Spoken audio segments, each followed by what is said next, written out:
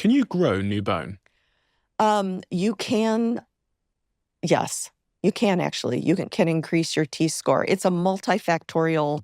T-score is a score that we measure using a test called a DEXA scan.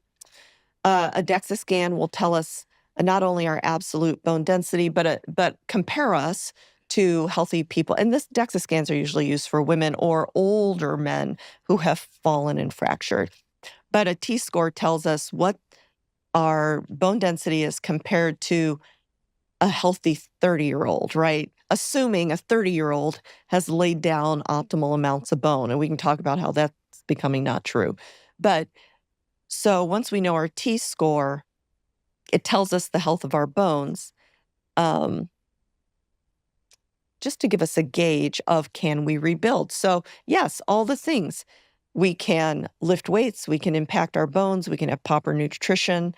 If we are a woman and have lost our estrogen, which starts in our 40s, not our 50s, it starts in our 40s, we can make our estrogen decision, as I know you've talked about before, because estrogen and testosterone are critical in bone health.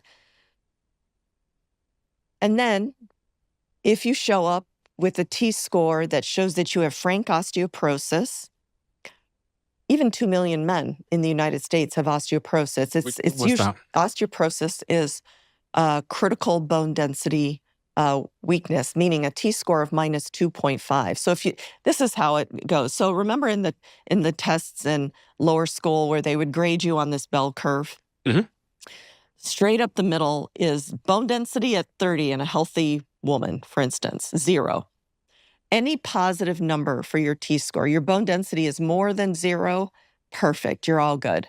Bone density 1 standard deviation or minus 1 below a 30-year-old healthy woman is called osteopenia, meaning your bone density is getting low, we really got to step up our efforts. A bone density number, a T-score, minus 2.5 is the definition of frank osteoporosis, which is bones dangerously brittle. That score, plus there's this index called a FRAX index, F-R-A-X index, which takes all your lifestyle risk, meaning, is your mother shrinking? Do you have a family history of osteoporosis? Did you already fracture? Fracture is the number one predictor of future fracture. Did you smoke your whole life? Did you have an illness where you had to take a lot of steroids that break down bones? Are you of genetic makeup where you're predisposed to bone density?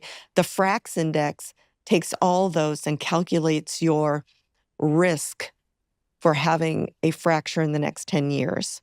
So a T-score of minus 2.5 and a FRAX index of 3.6 or 3, meaning I have a 3% chance of a fracture in the next 10 years. Those are indications for employing some of the pharmacologic drugs to either maintain bones or to build bones. And there's a few categories of those that I usually send people to an endocrinologist to weed out. It's kind of a complex decision. If I was getting to that stage, what kind of things would you tell me that I needed to do? So if I was getting to the stage where I was minus 2 on that scale. If you were already a minus 2.5, we would have a long, hard discussion about all the lifestyle interventions, nutrition, lifting, you can still lift, how we're going to add mobility, impact, how we're going to get some impact in without breaking a bone. But we're also going to have a conversation about our hormone status. And we're also going to, if you're already that low, have a conversation about whether we use a pharmacologic augment like bisphosphonate or Forteo or some of the drugs that are available to support bone density.